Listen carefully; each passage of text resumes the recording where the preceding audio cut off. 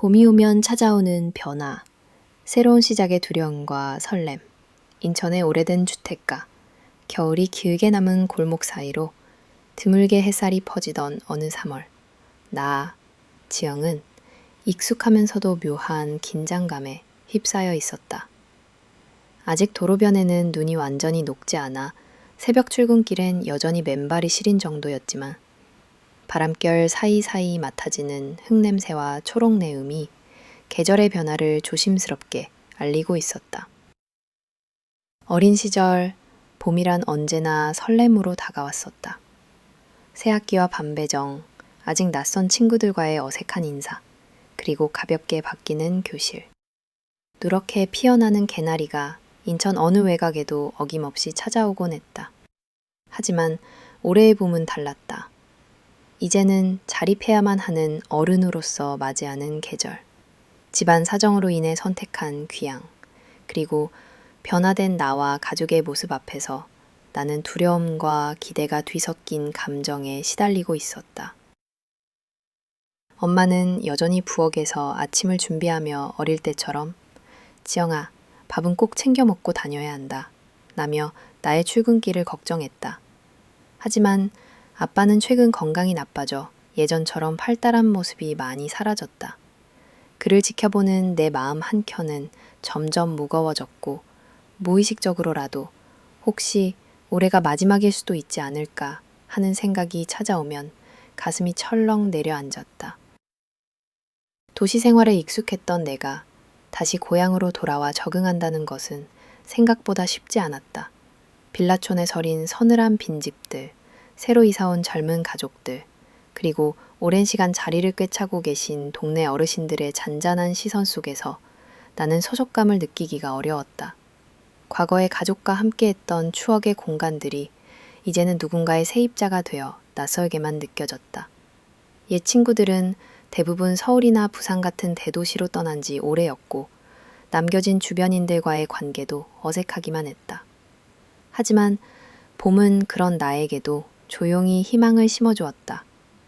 어느 토요일 어김없이 찾아오는 동네 벚꽃 축제 준비 풍경이 창밖에 펼쳐졌다. 시장에서 잊혀진 듯한 붕어빵 냄새가 다시 골목을 채웠고 마당 앞에 놓인 낡은 자전거에도 아이들의 웃음소리가 번졌다. 계절은 반드시 바뀌고 바뀐 계절엔 또 다른 기회와 만남이 있을 것이라는 평범한 진리를 깨달으며 나는 나도 모르게 마음을 꽉 쥐고 있던 손을 조금씩 풀기 시작했다. 매일 아침 새벽 공기를 마시며 나 자신에게 다짐했다.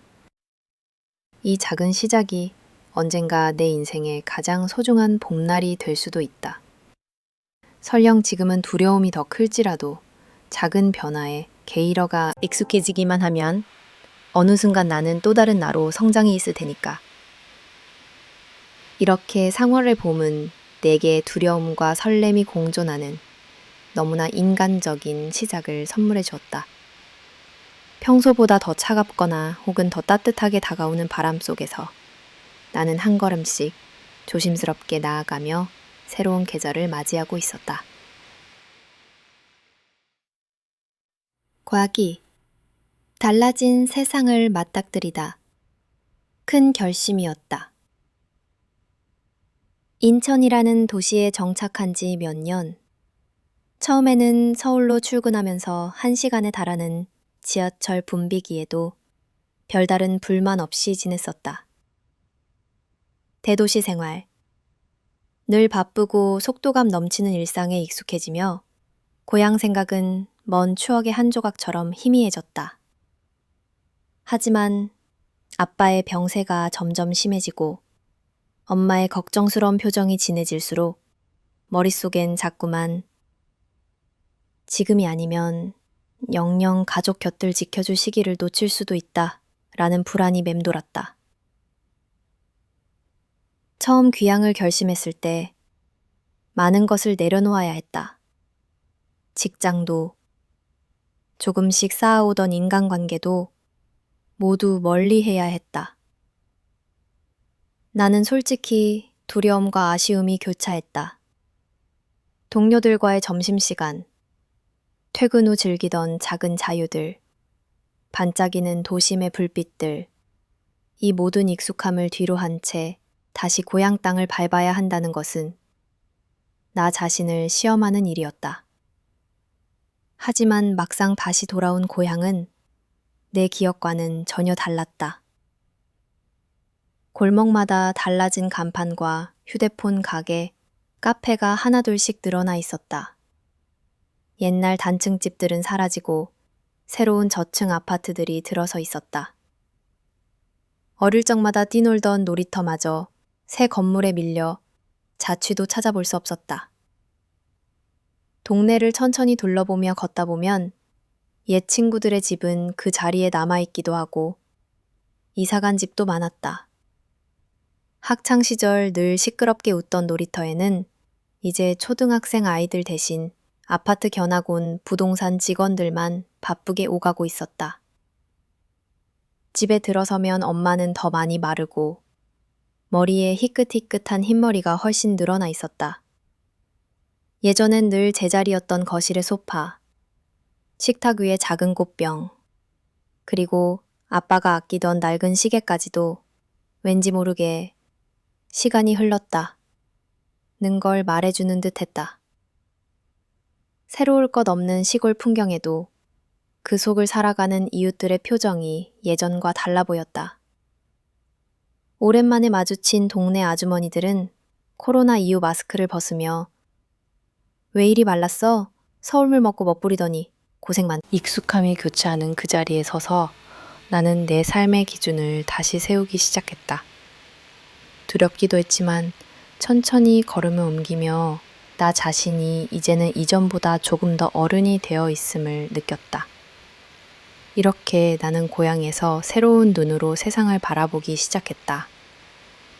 똑같은 골목길, 똑같은 논밭도 이젠 조금 다르게 보이고 흘러간 시간과 남은 시간 모두 내 인생의 소중한 이야기가 되어줄 것임을 희미하게나마 느낄 수 있었다. 몇이 장인이자 방만, 당년, 등종 방치낭 극할, 요디 장령, 여구 준수, 큰 당, 걸. 오랜 친구 준수를 다시 만나다 고향에 돌아온 지도 어느새 한 달이 넘었다. 처음에는 모든 것이 낯설고 어색했다. 낮에는 부모님 일손을 거들고 저녁이면 방 안에 혼자 앉아 도시에서의 기억을 더듬곤 했다. 그런 일상이 반복되던 어느 날 예상치 못한 만남이 나를 기다리고 있다는 것을 꿈에도 몰랐다. 토요일 아침 엄마 심부름으로 읍내 재래시장에 나간 길이었다. 복작복작한 시장거리, 어릴 적 자주 사 먹었던 떡집 앞을 지나가다 누군가 익숙한 목소리로 내 이름을 불렀다. 지영아, 너 맞지? 나 준수야. 혹시 기억나? 놀라 고개를 돌리니 그곳엔 유난히 환한 미소를 짓는 준수가 서 있었다. 평소보다 훨씬 어른스럽고 단정한 슈트 차림. 손에는 서류 가방까지 들고 있어 한눈에 봐도 회사원 같았다. 정말 오랜만이네. 여기서 다 만나다니 서울에 있는 줄 알았는데. 준수는 웃으며 자신도 몇 년 전에 가족일을 돕기 위해 고향으로 내려왔다고 했다. 이제는 읍내은행에서 대출 상담 직원으로 일하며 부모님을 모시고 산다며 근황을 들려주었다.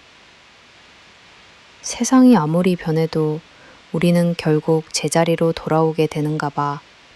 솔직히 나도 처음엔 다시 여기 오는 게 쉬운 선택은 아니었어. 두 사람은 시장 옆 작은 카페에 자리를 잡고 옛 추억을 한참 나누었다. 학창시절 별명 이야기, 동네 축제, 마지막으로 단체 MT 갔던 기억까지 이야기 보따리가 한가득 터졌다. 준수는 예전과는 달리 한결 차분해진 목소리와 신중한 표정이 인상적이었다. 혼자 힘으로 집을 일으키고 부모를 돌보며 벌써 어른이 되어 있었지만 농담 한마디에 여전히 눈물을 흘릴 만큼 순수했다. 우리 나이 되니깐 너도 그렇고 나도 그렇고 참 별일 많지. 그래도 가끔 돌아와 줄 수 있는 사람이 있다는 사실만으로도 힘이 되더라. 나는 그 말을 들으며 어쩌면 나 역시 이렇게 이야기를 나누었다. 준수의 가족사는 생각보다 더 복잡하고 힘겨웠다. 아버지가 오래 아프셨고 어머니마저 작은 가게로 가게를 꾸려가는 상황이라 홀로 많은 짐을 짊어진 채 살아가고 있었다. 준수와 나는 서로의 삶에 대해 솔직히 털어놓으며 때로는 위로가, 때로는 조용한 지지자가 되어 주었다. 봄날의 강변길, 쌀쌀한 저녁 공기를 가르며 나란히 걷던 그날. 준수가 이렇게 말했다. 지영아, 네가 고향에 돌아와줘서 정말 고마워. 옛 친구가 있다는 것만으로도 이곳이 훨씬 덜 외롭다. 나는 그 말을 듣고 따뜻한 미소를 지었다. 준수, 그리고 고향에서의 새로운 일상. 겉보기엔 화목한 가족. 그 이면의 이야기. 고향 생활에 점차 익숙해지니 주변을 좀 더 세밀하게 보게 되었다. 처음 귀향했을 때 가장 위안이 되었던 건 역시 피부치의 존재였다. 평일에는 부모님과 지내고 주말에는 외가댁에 가는 것이 오랜만에 누려보는 가족다움처럼 느껴졌다. 외할머니 댁에 가면 언제나 가족들이 북적였다. 주방에서는 엄마와 이모들이 서로 장난 섞인 농담을 주고받으며 음식을 만들었다. 큰이모와 작은이모는 매번 요리 방법이나 양념장을 두고 옥신각신했지만 곧잘 웃음으로 넘어가곤 했다. 거실에는 외할머니와 외할아버지가 앉아 손주들의 장난을 흐뭇하게 바라보고 계셨다. 누가 봐도 남부럽지 않은 정 많고 화목한 가족. 사진만 찍어도 따뜻함이 묻어나는 그런 모습이다. 지영이 왔구나. 밥 먹었니? 이번 주말에 누가 잘 지내나 하는 환대에 매번 가슴 한켠이 포근해졌다. 하지만 그 안을 들여다보면 이상적인 가족이라는 환상 이면에 묵직하게 가라앉은 갈등과 오해가 자주 불쑥불쑥 존재감을 드러냈다. 외가에서 모처럼 모이는 자리가 이어질수록 은근한 긴장은 더 선명해졌다. 큰이모는 집안의 실질적인 기둥 역할을 하시는 분이었다. 하지만 사업적인 문제로 몇 차례 조용한 다툼이 오갔고 작은 이모는 그럴 때마다 언성이 높아지곤 했다. 다 가족끼리 하는 얘긴데 누구는 힘들어서 안 하겠어. 처럼 언뜻 평범한 대화도 어느새 날카로운 말들로 변질되었다.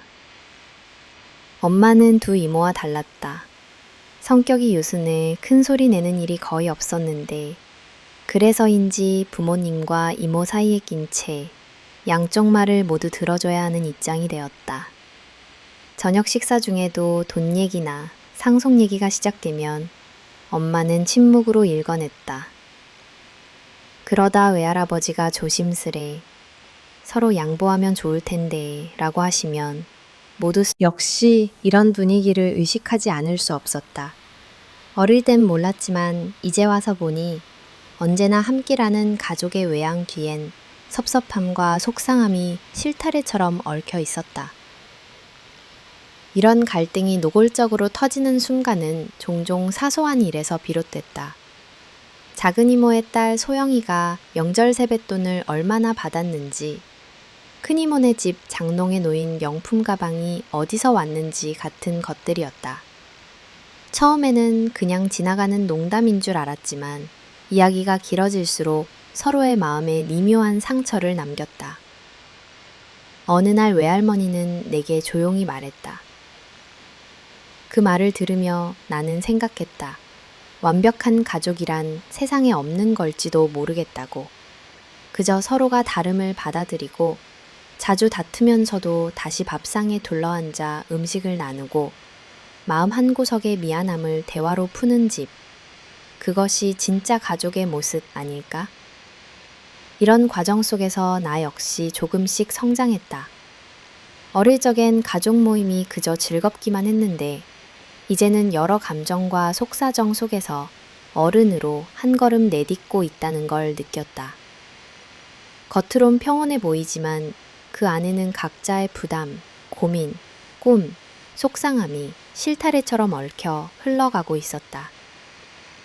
가족이란 결국 완성형이 아니라 늘 고쳐나가야 하는 관계임을 나는 이 고향살이의 어느 깊은 밤에야 비로소 깨닫게 되었다.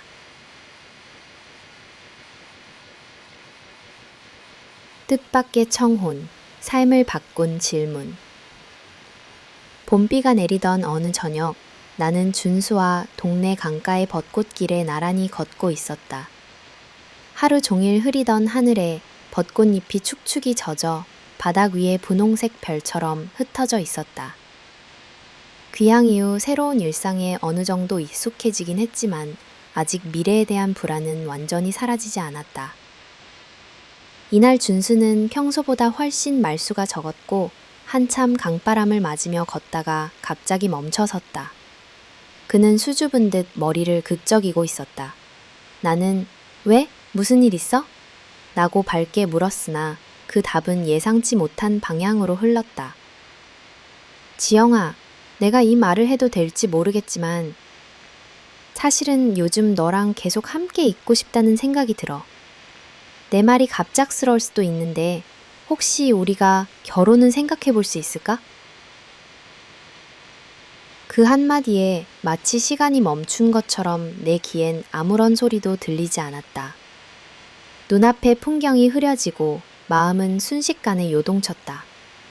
아무 준비 없이 아무 예고도 없이 내게 닥쳐온 청혼이라는 특별하고도 무거운 순간. 준수는 당황한 듯 내가 너무 서툴고 급히 말한 건 아닌지 모르겠어. 지금 대답 안 덧붙였다. 1. 난생 처음 온몸으로 느낀 처분의 무게. 집으로 돌아오는 내내 머릿속은 온통 혼란스러웠다. 서울에서 돌아온 지 얼마 되지 않아 내 마음은 여전히 불안정했다. 부모님의 건강, 가족 내 갈등, 귀향 후 적응, 그리고 다시 시작된 고향의 친구들과의 관계, 모든 것이 아직 확고하지 않았다. 방 안에 앉아 지난 날을 하나하나 되새기며 나는 내 마음을 솔직하게 들여다보려 애썼다. 결혼이라니. 정말 결혼을 할 준비가 나는 되어 있는 걸까? 2. 달라져 버린 현실. 결혼이란 무엇인가? 귀향 후 만난 가족들과 세상 사는 이야기 속에서 나는 결혼의 여러 얼굴을 목격했다. 하지만 내게 결혼이란 책임과 동시에 길고도 외로운 여정일 수 있다는 사실도 여러 가정의 모습을 통해 알게 됐다. 준수가 내게 한 청혼은 물론 진심이었다. 하지만 과연 함께 있고 싶은 마음만으로 한 인간의 짐과 상처, 인생의 굴곡을 견딜 준비가 되어 있는지, 그리고 나 역시 그런 용기가 있는지 스스로에게 다시 묻게 되었다. 부모님의 시대에는 결혼이란 가족의 운명을 바꾸고 사명처럼 지켜야 할 계약이었다. 엄마는 항상 여자는 그래도 한 번은 집을 나가야 한다. 좋은 사람 만나면 부모보다 남편, 그 가족이 더 가까워진단다. 라고 말씀하곤 했다. 3. 엄마와의 대화. 가족의 반응. 이틀 뒤 엄마가 내 방문을 조심스레 두드렸다. 갑작스런 청혼 얘기를 꺼내기까지 내 마음엔 망설임이 컸다. 그래도 솔직해지고 싶어 작게 말을 꺼냈다. 엄마, 만약 내가 결혼을 하겠다고 하면 정말 괜찮을까? 그 사람이 대학 친구라서 잘 안다는 것도 있지만 아직 내 자신이 준비가 덜 된 것 같아. 엄마는 한참 가만히 내 말에 귀 기울이다가 조용히 말했다. 사람마다 속도가 있고 상황마다 결혼의 의미도 다 다르단다.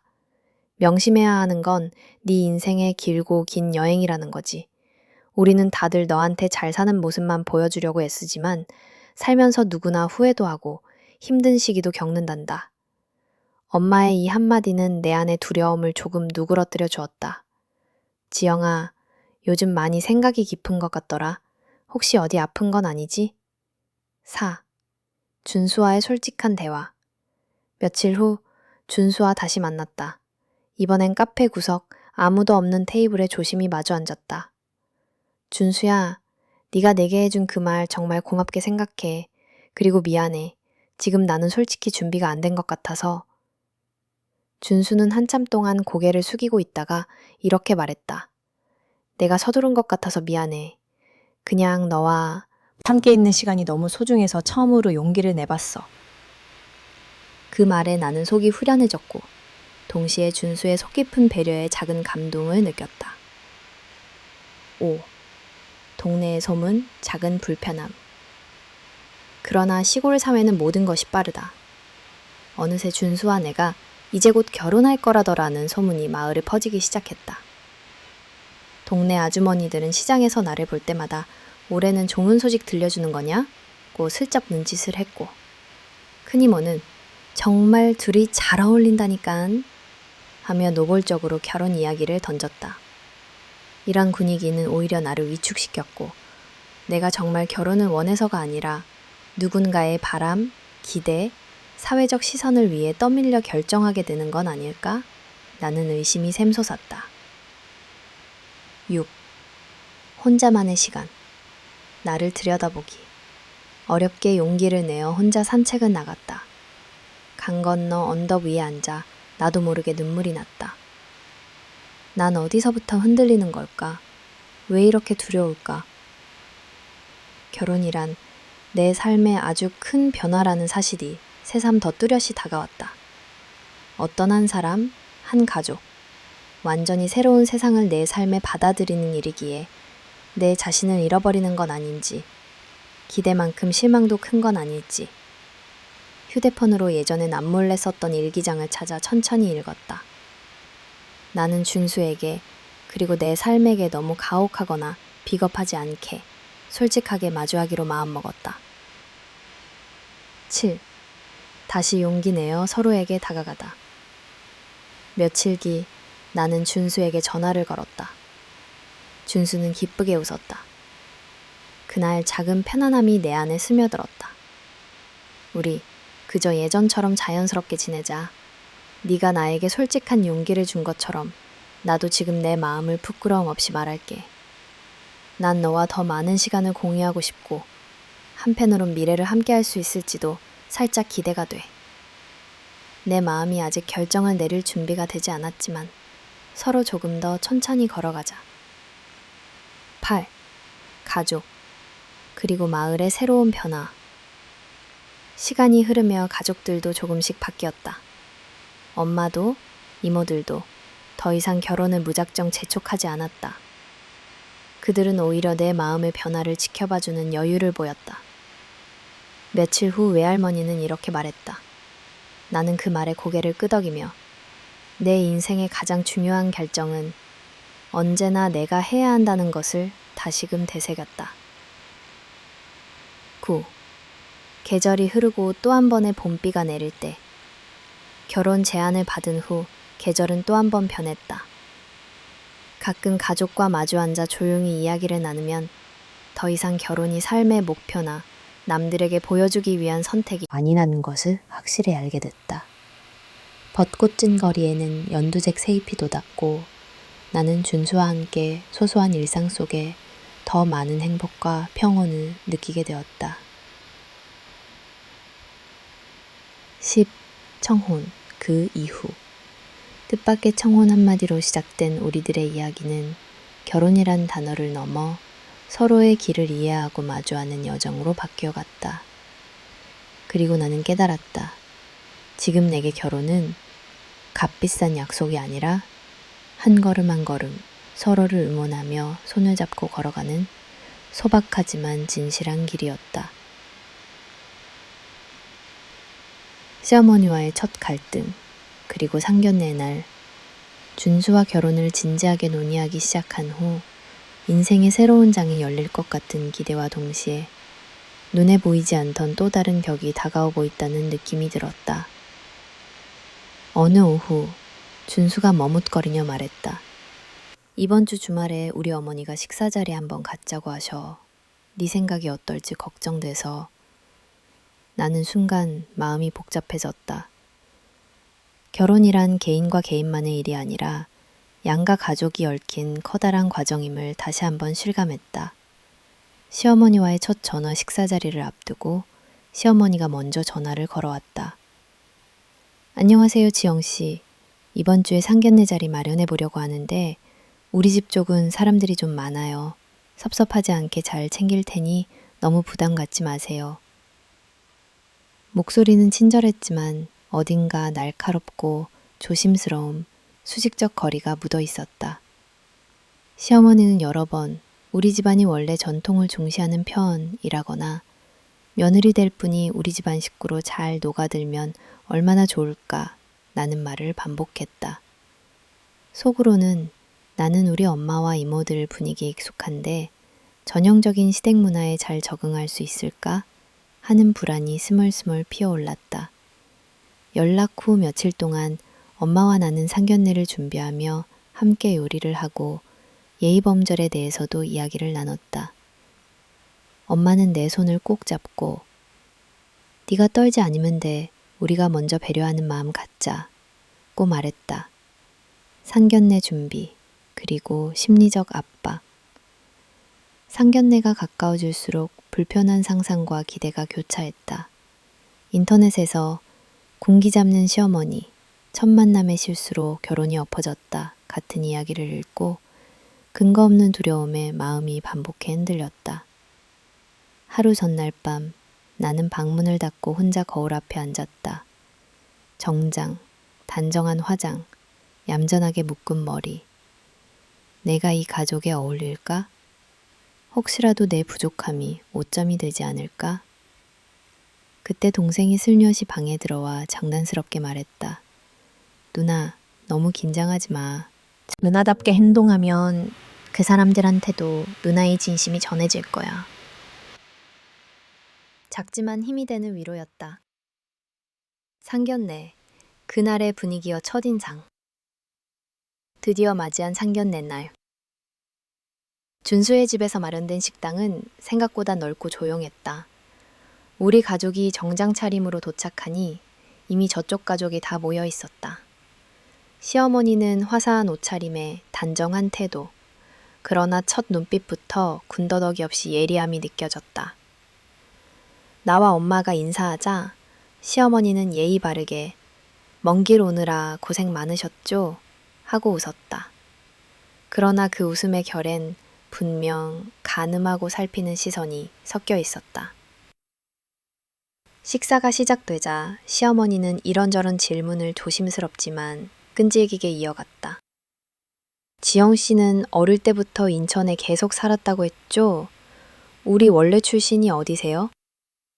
집안 분위기는 어떤지, 어머니께서는 건강 괜찮으세요? 지금 일하는 곳은 안정적인 편인가요?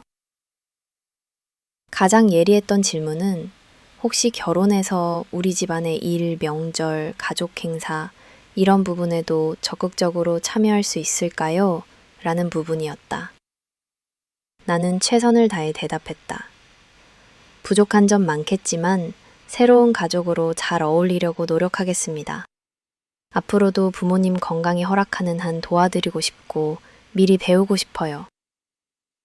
상대는 웃으며 고개를 끄덕였지만 미묘한 기류는 끊임없이 흘렀다. 삼촌뻘 되는 친척이 한마디 덧붙였다. 우리 집은 유난히 집안 행사 많고 전통 지키는 걸로 인심이 후해요. 초반은 힘들 테지만 익숙해지면 정말 가족 같은 사이가 될 거예요. 그 말을 듣고 엄마는 나를 한번 바라보고 나는 속마음으로 내가 이 모든 기대와 기준을 감당할 수 있을까? 질문을 삼켰다.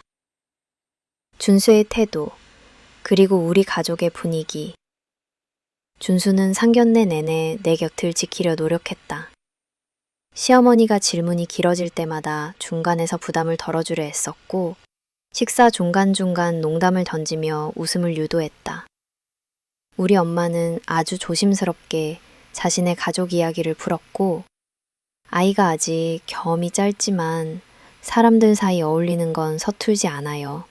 라고 내 쪽을 두둔했다. 하지만 나는 등 뒤에서 식은땀이 맺히는 듯했다. 내 모든 행동, 작은 말투 하나까지 누군가 평가하고 있다는 기분. 상견례가 끝난 후 준수와 단둘이 집 근처 골목을 걸었다. 준수는 미안해. 생각보다 엄마가 질문이 많았지? 사실 우리 집이 보수적인 편이라 라며 내심 불안해했다. 괜찮아. 누구라도 그런 자리는 긴장될 수밖에 없지. 그리고 내가 내 옆에 있어줘서 많이 힘이 됐어. 내가 그렇게 대답하자 준수는 조심히 내 손을 잡았다. 상견례 후 시어머니의 문자와 내년의 갈등. 집에 도착하자마자 시어머니는 감사 인사와 함께 앞으로 우리 가족이 될 뿐이니 잘 부탁한다는 단체 문자를 보내왔다. 그러나 한참 뒤 내 개인 번호로 따로 메시지가 왔다. 지영 씨, 오늘은 긴 시간 고생 많으셨어요. 한 가지 부탁드리고 싶은 게 있어요. 우리 집안은 오래된 전통이 많아서 혹시 힘들더라도 차근차근 배우려는 자세, 실수해도 괜찮으니 마음으로 와닿는 성의를 보여줬으면 해요. 기대가 크다는 뜻, 부담은 가지지 않아도 괜찮아요. 대신 책임감만은 꼭 지켜주세요. 이 문자가 마음을 묵직하게 눌렀다. 기대와 부담, 두 감정이 경계해서 나는 다시 혼란을 느꼈다. 나는 정말 이 집의 며느리로 새로운 가족의 구성원으로 녹아들 의지가 있는 걸까? 아니면 이 결혼의 순간순간이 언제까지나 시험대 같을까? 그날 밤 나와 엄마는 작은 방 전등을 켜놓고 늦게까지 이야기를 나눴다. 가족은 결국 남의 가족에서 내 가족이 되는 거란다. 그걸 위해선 양쪽이 다 서로를 이해해 주려는 노력이 필요하지.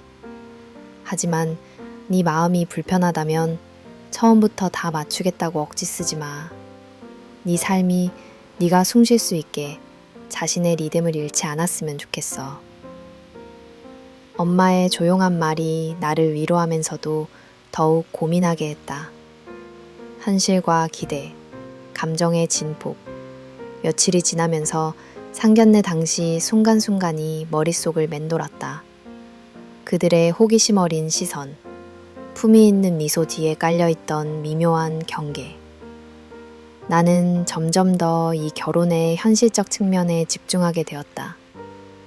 단순히 두 사람의 사랑만이 아니라 두 가족 문화의 충돌, 여성으로서의 역할, 시어머니의 자부심, 그리고 내 자존감, 내 인생의 주도권. 첫 주 동안 마음이 1000번쯤 오락가락했다. 준수의 집에서 다시 저녁 식사 초대가 오던 날 시어머니는 직접 내게 전화를 걸어 주말에 시간 괜찮으면 장을 같이 보자고 제안했다. 나를 진짜 가족처럼 받아들이기 위한 시도일까? 아니면 또 다른 검증일까? 마음 한켠이 조용히 떨렸다. 또 한 번의 만남, 그리고 솔직함의 시작. 마트에서 시어머니와 단둘이 장을 보며 그녀는 나에게 자신의 청춘 시절, 결혼 초 힘들었던 이야기, 시집살이에서 느낀 외로움도 내비쳤다. 내가 그래서 며느리에겐 좀 더 단단해지라고 요구하는 것 같아. 이 집안 만만하지 않거든. 씨는 내 아들 인생에 중요한 사람이니까 나도 노력을 해보려고 해. 그 순간 그동안 시어머니라는 존재에 갖고 있던 선입견이 조금씩 옅어졌다. 서로 부딪히는 과정, 서툴지만 진심을 보려는 노력, 그리고 새로운 가족에 대한 적응. 모든 게 낯설었지만 내 입장만 고집하지 않고 서로의 시간을 인정해야 이 결혼이 비로소 우리의 삶이 될 수 있겠다는 깨달음이 스며들었다. 결론, 긴 여정의 첫걸음, 그리고 나의 마음. 상견례와 그 이후 수십 번의 대화와 마음의 파동이 오갔다. 시어머니와의 서먹함이 완전히 사라지진 않았고 집안의 전통에 쉽게 섞이지도 못했다. 하지만 그 한가운데서 나를 지키면서도 천천히 다가가려는 자세. 내 솔직한 감정에서 시어머니와의 인연을 새롭게 정의 내리고 싶다는 용기가 싹 텄다. 나는 상견례 일기를 다시 읽으며 다짐했다. 완벽한 며느리는 불가능하겠지만 나답게, 그러나 조금씩 서로에게 편안한 존재로 다가가야겠다. 결혼은 사랑의 끝이 아니라 새로운 집단과의 긴 호흡, 수많은 오해와 이해의 과정이니까. 이렇게 시어머니와의 첫 갈등과 상견례의 하루는 내 인생에 또 하나의 계절을 남겼다.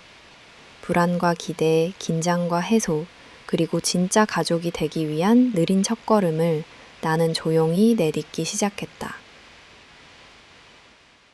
첫 번째 파도, 피할 수 없는 작은 균열들. 상견례 이후 시간이 흐르면서 결혼이란 단순한 의식이 아닌 끝없는 적응의 연속임을 실감하기 시작했다. 행복하게만 보이는 인생의 세 장은 생각보다 더 많은 시련과 불안을 내포하고 있다는 걸 하나하나 체험하게 된 것이다. 예비 시댁과의 첫 만남. 어색한 공기. 신혼집 문제, 결혼 날짜, 예단, 혼수 등 현실적인 문제를 논의하면서부터 사소한 갈등들이 불거졌다. 나와 엄마는 전통 혼례에 얽매이지 않고 싶었지만 준수 어머니는 우리 집안 체면도 있으니 예단은 간소하게라도 챙겨야 한다는 입장이었다. 요즘 세상에 풀세트 예단까지는 아니어도 엄마들끼리 하는 품앗이도 있고 친척눈도 있으니 최소한 기본은 갖추자꾸나. 그 말에 나는 마음 한구석이 답답했다. 엄마마저 그래, 우리 손 놓고 있을 수도 없지 라고 차분히 말하는데 속으론 왜 결혼에 이리도 절차와 체면이 많은 걸까 싶어졌다. 독특한 집안의 식사 예절, 식구 모두가 함께 차리는 상차림, 명절마다의 고된 일정, 음식의 간과 반찬 개수에 까다롭던 시어머니의 기준, 예비 며느리로서 듣는 설명들 하나하나에 조용한 중압감이 쌓였다. 우리 집 남자들은 장맛에 예민하단다. 며느리가 된다는 건 사랑만으로 가능한 일이 아니지. 강단도 있어야 해. 일상에서 일어난 가치관의 충돌. 한 번은 일요일 저녁, 시댁에 식사 준비 겸 방문했을 때였다. 준수 어머니는 나와 단둘이 부엌에서 미역국과 나물을 다듬으며 이렇게 물었다. 지영 씨, 요즘도 자기 용돈 모으나? 결혼하고 나면 집안 살림에 돈 많이 들어가는 거 알고 있지? 나는 당황한 표정으로 네, 아직 서울에 있을 때 모은 저축이 조금 하고 말을 흐렸다. 우리 집에서는 큰 건 나와 아버지가 결정하지만 재테크나 생활비 같은 건 며느리 몫이 커. 장부도 네가 직접 써야 할 텐데 그런 일 해봤어? 순간 내가 막연히 그렸던 신혼생활의 평온한 이미지가 산산이 부서졌다. 돌아오는 길 준수와 나는 차 안에서 처음 진지하게 다투었다. 네 엄마는 아직도 예전 방식대로 며느리가 모든 가게를 감당하길 기대하는 것 같아. 나 솔직히 너무 갑작스럽고 두려워. 준수는 잠시 조용하다가 대답했다. 우리 집이 좀 올드한 거 알아. 그렇다고 네가 다 참아야 한다고는 생각 안 해. 우리도 우리 식대로 살 수 있다고 엄마한테 설득해 볼게. 하지만 엄마 마음도 조금만 이해해줘. 너랑 잘 어울리는 장점만 보여주고 싶으신 거니까. 작은 오해와 커지는 틈.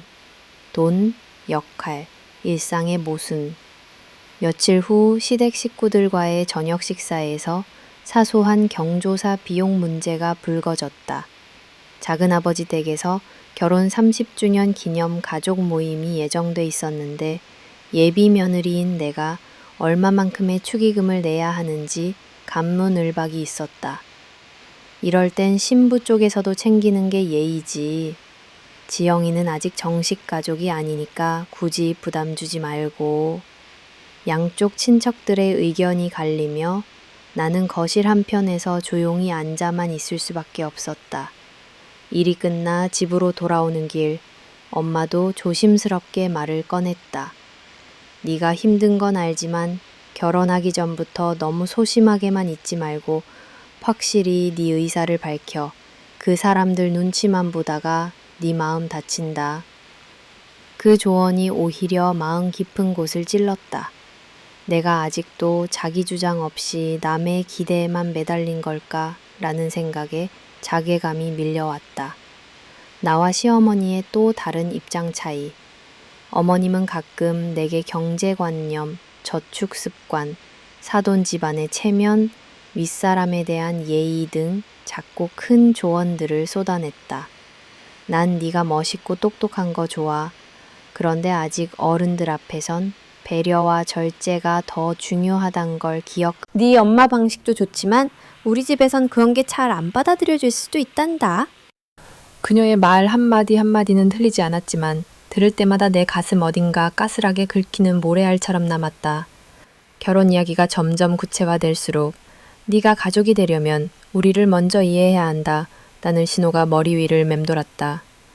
소소한 결정, 실혼집 위치, 가전제품, 예물 고르기, 명절 선물 등에서 매번 이 집안은 원래 이렇다. 우리 가족은 이런 걸 중요시한다는 말을 듣는 것이 내겐 점점 스트레스였다. 준수와의 갈등과 화해, 그리고 솔직한 진심, 이 모든 작은 불평과 충돌 끝에 마침내 준수와 나는 큰 소리로 감정을 터뜨린다. 나는 울먹이며 말했다. 네 엄마가 싫어서가 아니야. 그냥 평생 우리 집에서는 그런 잣대 전통 같은 거 없이 엄마랑 친구처럼 살고 네 마음대로 하고 서로 실수해도 푸는 집이었거든. 근데 갑자기 모든 걸 맞추라고 하니까 내가 자꾸만 작아지잖아. 준수도 한동안 아무 말 없이 있다가 진지하게 답했다. 나도 답답해. 네가 나랑 결혼해 주기로 한 게 너무 고마운 동시에 미안하게만 느껴져. 하지만 지영아, 우리가 무조건 네 쪽 아니면 내 쪽, 누가 더 옳은지 따지고만 살 순 없잖아. 조금씩 우리답게 우리만의 방식을 만들어 보자. 나도 엄마랑 대화 더 자주 할게. 그 다짐 이후 준수는 실제로 어머니와 젠다 역할, 가족 내 소통에 대해 깊은 대화를 시도했다. 지영이도 자기 꿈이 있고 요즘 세상에 둘이 가사 분담하는 건 당연한 일. 앞으로 우리 부부가 주도적으로 가정 꾸릴 거야. 어머니는 한동안 침묵하다가 그래도 그래, 요즘 애들은 확실히 달라졌지. 하지만 가족이란 울타리도 때론 네 자유만큼이나 중요하단다. 라며 서운한 기색을 감추지 않았다. 처음 겪는 본가 가족 갈등과 현실. 그러던 어느 날 우리 집에서도 갈등이 터졌다. 엄마가 시댁 쪽의 요구를 듣더니 지영아, 엄마도 처음엔 억울하고 힘들었어. 아빠네 집에서 왜 음식은 이렇게 하니? 시댁 행사엔 무슨 복장 꼭 입어야 한다는 등등. 근데 결국엔 시간이 약이더라. 이런 이야기는 위로가 되는 동시에 결혼이란 현실이 늘 완벽한 환상과는 다르다는 걸 거듭 확인시켜 주었다. 아빠 역시 한 번은 조심스레 조언했다.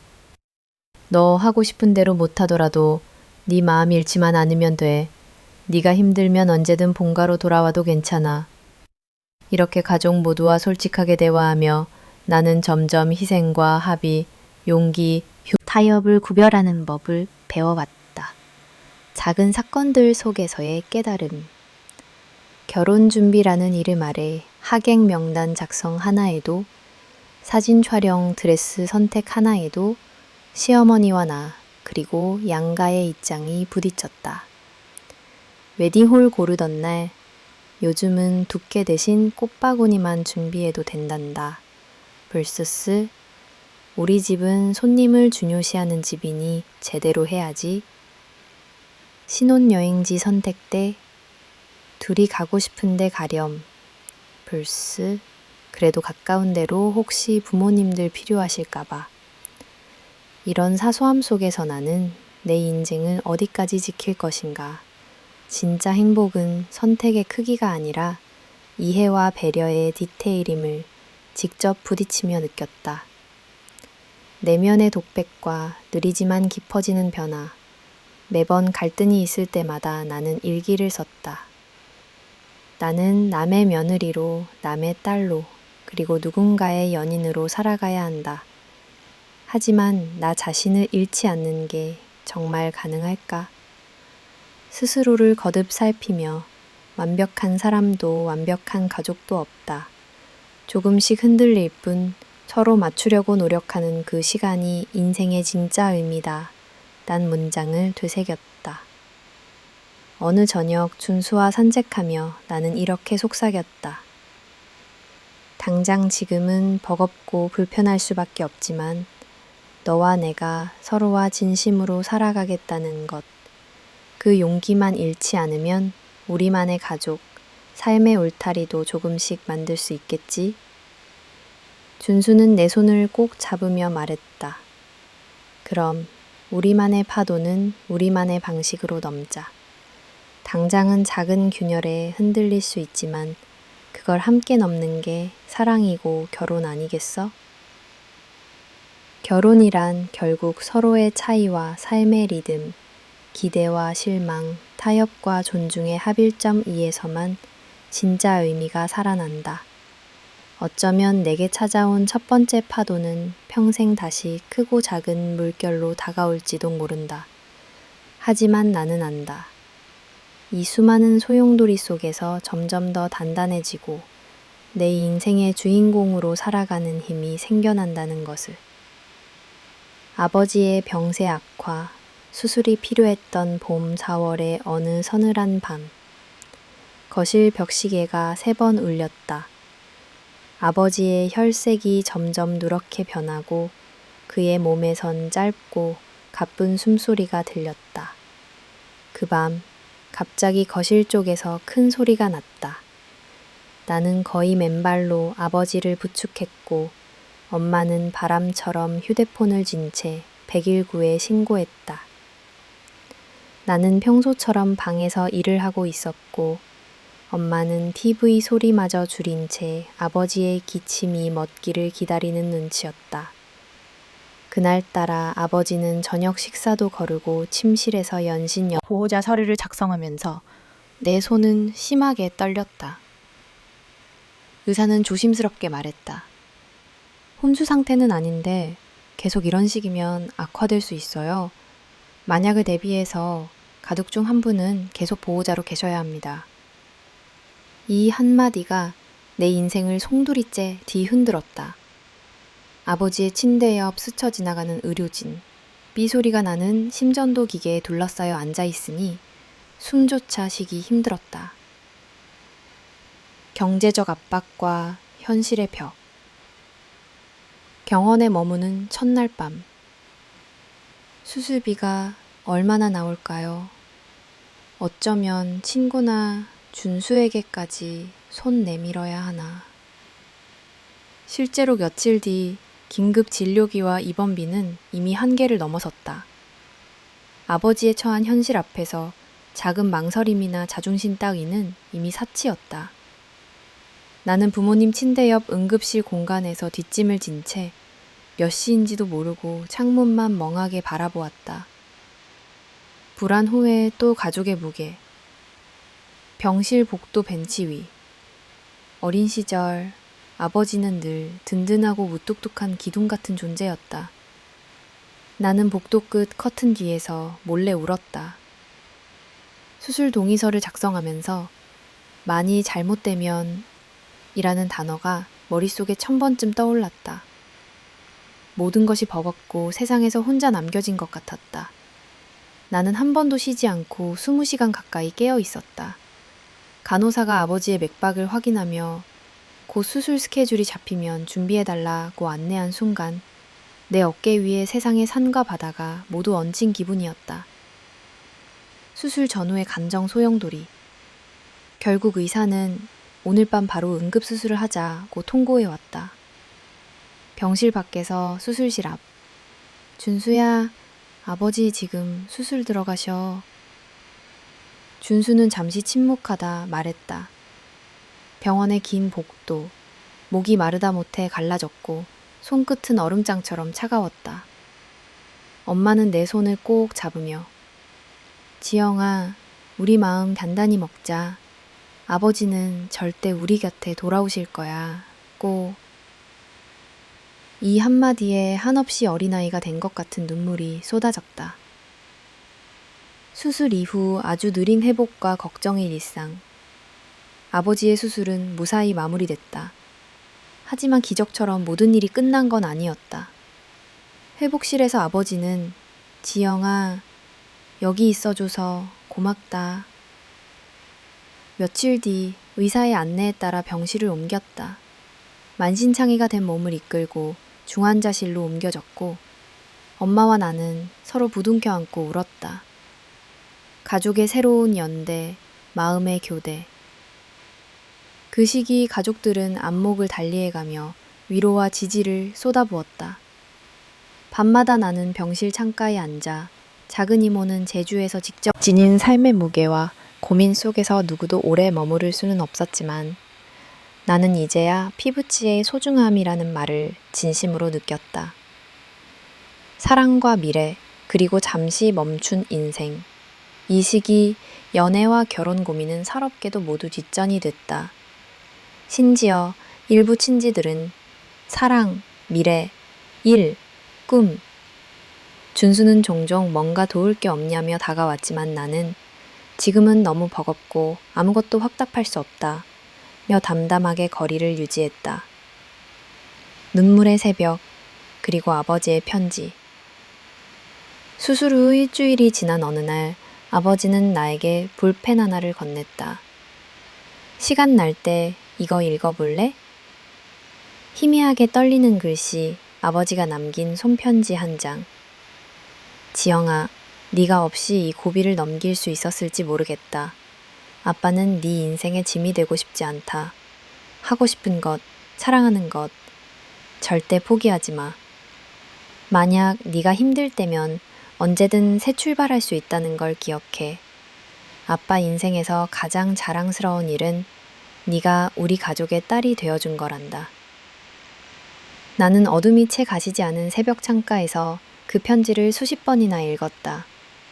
가장 힘든 계절, 새로운 다짐. 지금도 병원에서 간호사 호출벨 소리가 울릴 때마다 놀라고 그러면서도 그리고 그런 용기를 내게 준 사람은 아버지가 짧은 숨을 쉴 때마다 걱정에 기도가 막힌다. 이쇼 더우칭 쩌메미데. 봄날 저녁, 낯선 침묵. 꽃샘추위가 아직 기승을 부리던 초봄 저녁, 병실 창가에는 바람이 세차게 매달려 있었다. 긴 수술 후반, 아버지는 조금씩 의식을 되찾았고 그 얼굴에 어릴 적보다 훨씬 많은 주름이 깊게 패여 있는 걸 나는 처음으로 제대로 음시했다. 문득 아버지는 이불 곁에서 작게 종이 한 장과 볼펜을 집어들었다. 지영아, 오늘은 꼭 전하고 싶은 말이 있어서 말이야. 나는 얼떨결에 아버지가 내미는 영함 크기의 종이를 받았다. 아직 힘들어 보이는 손끝에서 서툴지만 정돈된 필체가 천천히 이어졌다. 괜찮으니 천천히 써요. 저야말로 아빠가 지금 살아계셔 주셔서 정말 좋아요. 아버지는 미소를 지으며 고개를 끄덕였다. 한참을 멍하니 고개를 떨구더니 다시 내 눈을 바라보며 말했다. 아빠가 평생 말로 다 못한 게 더 많았던 것 같아. 이런 기회라도 빌려야 내 마음 다 전할 수 있을까 싶다.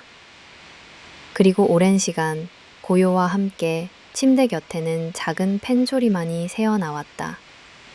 편지, 그리고 멈춘 시간. 새벽녘, 병실의 형광등 불빛 아래 나는 아버지의 편지를 읽었다. 미안함, 사랑과 용기, 그리고 무엇보다 아버지의 고유한 온기가 내 손끝을 뜨겁게 했다. 아버지의 편지. 지영아, 이렇게 쓰는 것도 어쩐지 어색하다만 살면서 한 번쯤은 너한테 꼭 전하고 싶던 말을 꾹꾹 눌러 담는다. 네 등 뒤에 있어준 시간이 벌써 이렇게 흘렀구나. 네가 처음 초등학교 등에 책가방 메고 집을 나섰던 날을 또렷하게 기억한다. 작은 손으로 내 손을 꼭 잡고 아빠, 학교 길이 멀면 어떡해? 묻던 그때 나는 세상 무엇도 네 옆을 흔들지 못하게 지켜주고 싶었다. 그런데 세월이 흐르고 보니 아빠는 너를 항상 내 기준, 내 방식대로만 보호하려고 했던 건 아닌가 싶다.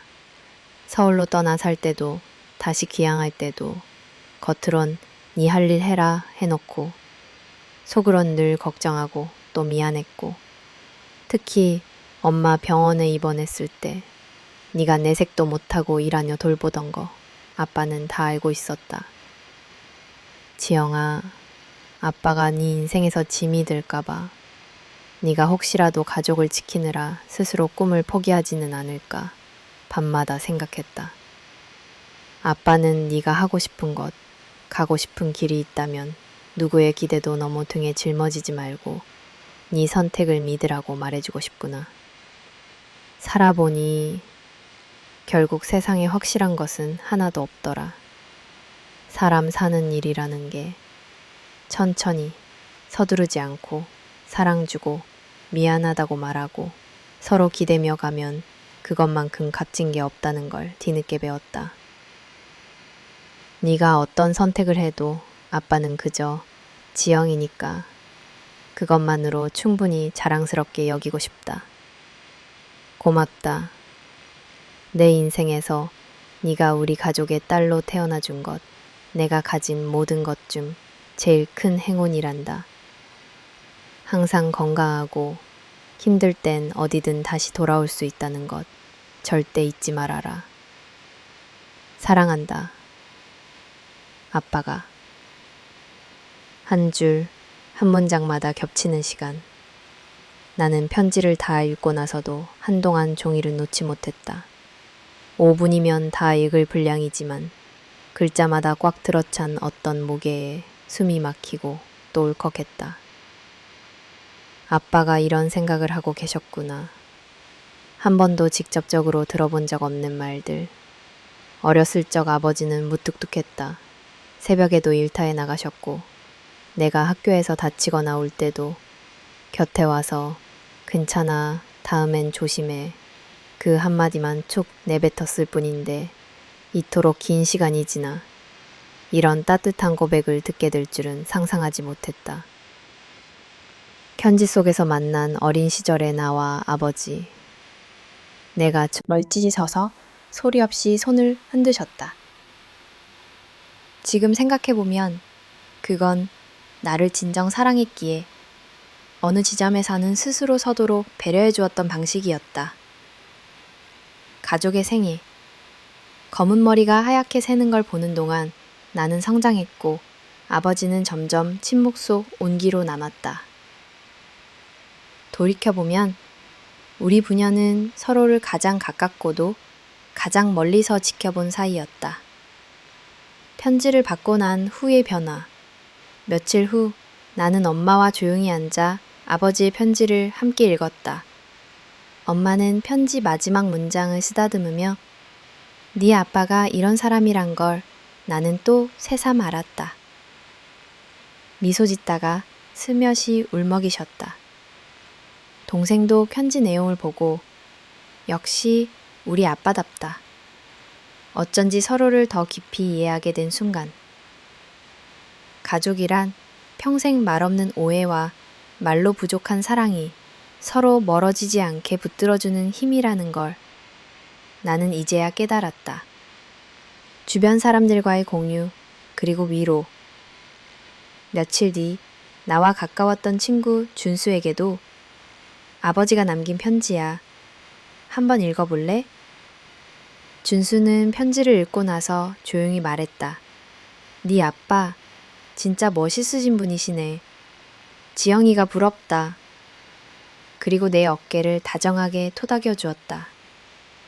나는 그제야 이 편지가 나만을 위한 게 아니라 세상 모든 딸, 누군가의 곁에서 버티는 가족, 아직 말하지 못한 사랑을 지닌 사람들을 위한 하나의 선물일지도 모르겠다고 생각했다. 삶을 정면으로 마주하게 하는 순간, 그날 밤 편지를 다시 읽으며 나는 천천히 자신을 돌아보았다. 나는 지금까지 너무 조급했다. 남의 기대, 가족의 기준, 사회의 시선에 늘 움츠러들고 내 선택을 두려워했다. 아버지의 편지는 결국 너답게 살아라는 간단하지만 가장 어려운 명제를 내게 전해주었다. 나는 처음으로 이제 내가 정말 원하는 삶, 내 방식대로의 사랑, 그것을 선택할 용기가 생길 수도 있겠구나 하는 희미한 자각에 도달했다. 성장, 그리고 소리에 묻어나는 평온.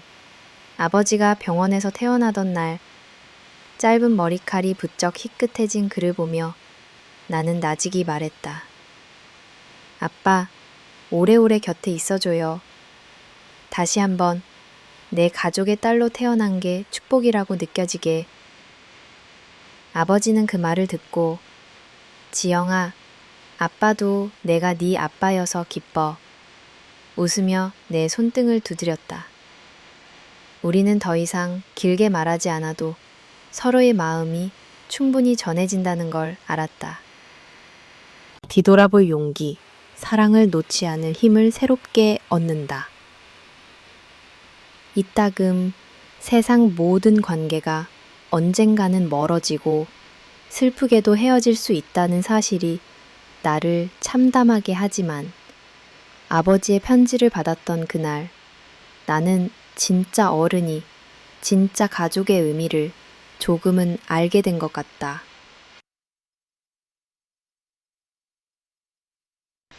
결론. 편지가 남긴 것. 아버지의 손편지는 짧은 사연으로 내 인생의 긴 계절을 건넜다.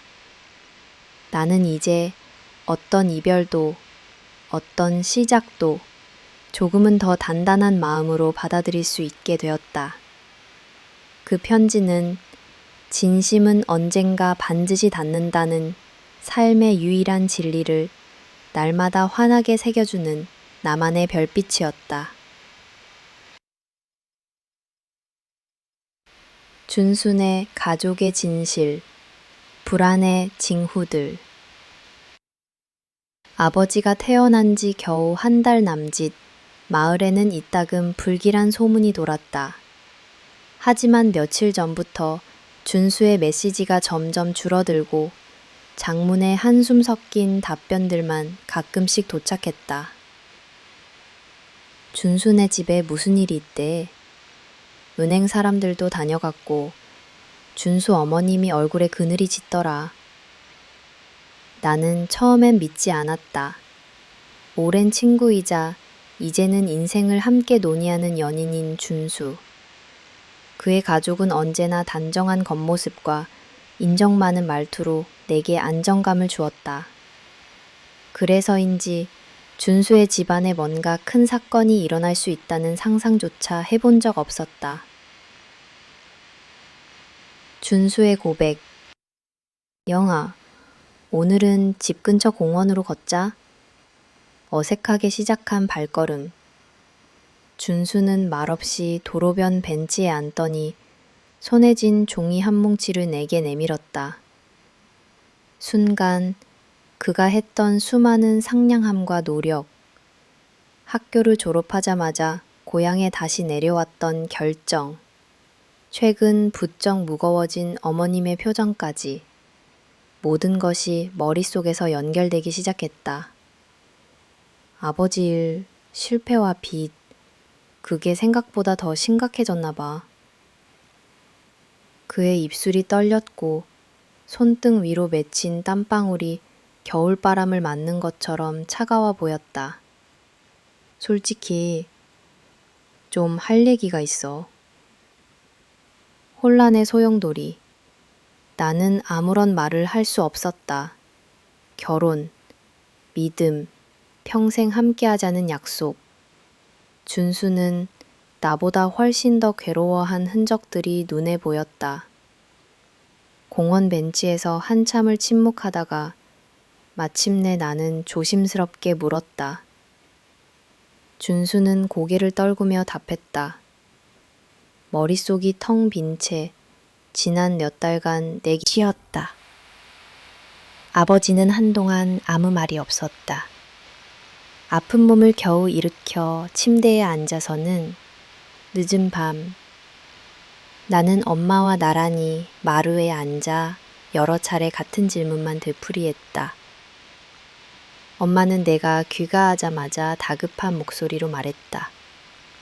사회의 시선, 마을의 소문, 작은 도시의 특성상 이 일은 이내 마을 전체에 소문이 났다. 친구들도 두 부류로 나뉘었다. 시장에서는 아, 저 집 큰딸이 결혼하는 것 때문에 준수 집도 살게 좀 찾는다더라. 친척 중 한 분은 지영이 네 인생 바쳐서 그 집 대출 갚으려고 결혼하는 거면 다시 생각해보거라. 속삭이는 말들, 알 수 없는 근심 섞인 시선. 나는 점점 더 작아지고 언제부턴가 자존심과 사랑 사이에서 방황하기 시작했다. 다시 마주한 준수, 그리고 내면의 갈등. 며칠 뒤 준수와의 만남. 우리는 어느 조용한 카페에 마주 앉았다. 준수는 한참 머뭇거리더니 나는 올라오는 눈물을 겨우 삼킨 채 말했다. 서로 침묵이 길어졌고 가족이란, 사랑이란 무엇인가. 며칠간 나를 괴롭힌 질문은 내가 지키려 한 가족, 또 받아들이려 했던 가족, 세상 모든 가족의 민낯은 무엇일까 였다. 나는 작은 애기창에 하루 종일 이런 문장을 써내려갔다. 가족은 따뜻함인가, 책임인가?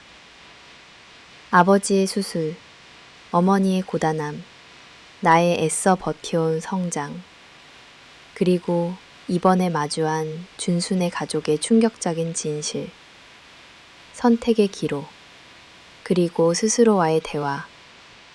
며칠 밤을 뜬 눈으로 보내고 나서야 나는 조용히 스스로와 대화를 시작했다. 나는 이미 한 번 부모님의 인생 앞에서 가족의 책임, 성숙, 인내를 배웠다. 준수는 마지막으로 한숨 돌린 문자 한 통을 남겼다. 나는 눈을 감고 내 힘으로만 이루고 싶은 행복. 나는 어떤 인생을 살고 싶은가? 내가 책임과 사랑 사이에서 택할 수 있는 용기의 최선은 무엇인가? 또 다른 봄, 삶의 진정한 조건을 묻다. 거리에는 여전히 봄이 완연했다. 나는 비로소 알았다. 사랑은 상대의 아픔까지 포함한다. 그러나 사랑을 핑계로 나를 잃어선 안 된다. 벚나무 가지 사이 햇살, 그리고 어머니의 따뜻한 밥상, 아버지의 가벼운 미소. 이 모든 평범했던 것들의 소중함을 되새겼다. 이별을 아버지 손을 잡던 순간, 상견례날 시어머니의 날카롭던 말투, 그리고 준수가 전해준 진실. 무거운 빚, 무너지기 시작한 집안, 눈앞에 그려지는 미래의 무게. 가족과의 대화, 그리고 현실의 벽. 많은 말을 하지 않던 엄마가 어느 날 갑자기 조용히 물었다. 아버지는 아픈 몸을 이끌며 동생은 짧게 언니, 너무 힘들면 그만해도 돼. 아무도 탓 안 해. 라고 했다. 가족의 말들이 가슴에 깊이 남았지만 지영아, 정말 괜찮겠어? 착한 게 다는 아니야. 너의 삶은 네가 돌봐야 해. 친구들과의 고민, 그리고 주변 시선. 오랜 친구 민서와 카페에 앉아 조심스럽게 속을 털어놨다. 민서는 긴 숨을 내쉬며 말했다. 그 말에 마음 한구석이 시큰해졌다. 난 결혼이라는 게 두 사람의 문제라고만 생각했는데 진짜는 가족, 시선, 사회, 돈, 희생. 모든 게 혼란스러워. 네가 나라도 어떻게 할 것 같아? 잊혀진 추억의 파노라마. 이별을 준비하고 있다고 생각하자 오히려 아주 소소한 장면들이 환영처럼 떠올랐다. 지금도 네가 너무 소중해. 준수와 강가에서 걷던 밤. 서로 처음으로 미래를 얘기하며 설렜던 순간. 시장 골목 붕어빵 내음에 함께 미소 지었던 아늑함. 결정 전의 마지막 흔들림. 준수는 몇 번이나 전화를 걸었고 어느 날 난생 처음 그는 집 앞에 서 있었다. 둘은 그대로 오래 침묵했다. 준수야, 나도 네가 얼마나 힘든지 알아. 준수는 눈을 감으며 메신저에는 짧은 안부와 후회의 말, 기다리겠다는 진심이 쌓였다. 주체적으로 내리는 결론. 시간이 지나고 지영은 자신만의 조용한 다짐을 했다. 준수에게 편지를 쓰기 위해 여러 번 손끝에 망설임이 스쳤다. 준수야, 내가 선택한 이별이 우리의 모든 아름다움을 깎아내릴 수는 없을 거야. 네가 힘든 현실을 솔직하게 보여준 용기에 고맙고 내가 끝까지 지켜주지 못한 건 너무 미안해. 하지만 내 마음 한편에도 공허함과 두려움이 커지는 걸 더 이상 피하고만 싶지 않아. 내 삶을 살고 싶다는 진짜 바람을 이젠 숨기지 않을게. 우리의 시간이 서로에 대한 미움이 아니라 더 성숙해질 용기가 되길. 편지를 내민 그날 밤, 지영은 한동안 부드러운 밤 공기를 들이마시며 조용히 울었다. 이별 후 스며드는 공허함과 자유. 처음 며칠간은 빈자리와 익숙한 생활 패턴이 지영을 더 힘들게 했다. 하지만 하루하루 스스로를 다독이고 작은 일상의 의미를 찾으려 애썼다. 모습이 떠올랐다. 주변 반응과 사회적 평가 속에서의 성장. 몇몇 사람들은 쉽게 포기했다. 너무 냉정하다. 평생 후회할 것이라고 수군댔지만 누구의 인생도 내가 대신 살아줄 수는 없잖아요. 많은 친구들이 조심스럽게 연락을 해왔고 지영은 느리지만 단단하게 자신의 결정을 받아들이기 시작했다. 지영은 더 이상 흔들리지 않기로 했다. 또 한 계절이 지나며 몇 달 후 모든 것이 잠잠해진 어느 봄날. 창가로 스며드는 햇살, 수줍게 웃는 어린아이. 사람은 어떻게든 사라진다. 지영은 다이어리에 이렇게 적었다. 나의 행복은 남의 기준이나 시선, 규범이 아니라. 지영은 옛날 즐겨가던 동네 카페에 혼자 앉아 있었다. 미래를 바라보는 용기. 지영은 이따금 준수의 안부를 멀리서 들었다. 오히려 준수도 언젠가 자기 자리에서 행복을 찾기를. 가끔은 그리움에 아파하며 눈물 짓는 밤도 있었지만 결정적으로 후회란 없었다. 마무리, 이별은 하나의 실패가 아닌 불안과 슬픔, 그리움과 안타까움, 고통의 시간조차, 그리고 이제 나를 지키는 또 다른 시작임을 지영은 깨달았다. 되돌아보기, 가족, 사랑, 성장에 대한 배움. 새로운 계절의 아침, 오래된 창가에서 모든 파도가 지나간 뒤 이젠 수없이 변해버린 키 작은 골목. 나는 지금 이 조용한 고향집 창가에 앉아 있다. 창문을 여니 나지막한 아침 햇살이 실내 가득 스며든다. 머릿속엔 오래된 기억들이 천천히 쌓이고 찻잔에는 식어버린 차의 온기처럼 한 시절이 저마다 아쉬움과 그리움, 따스함으로 각인되어 있다.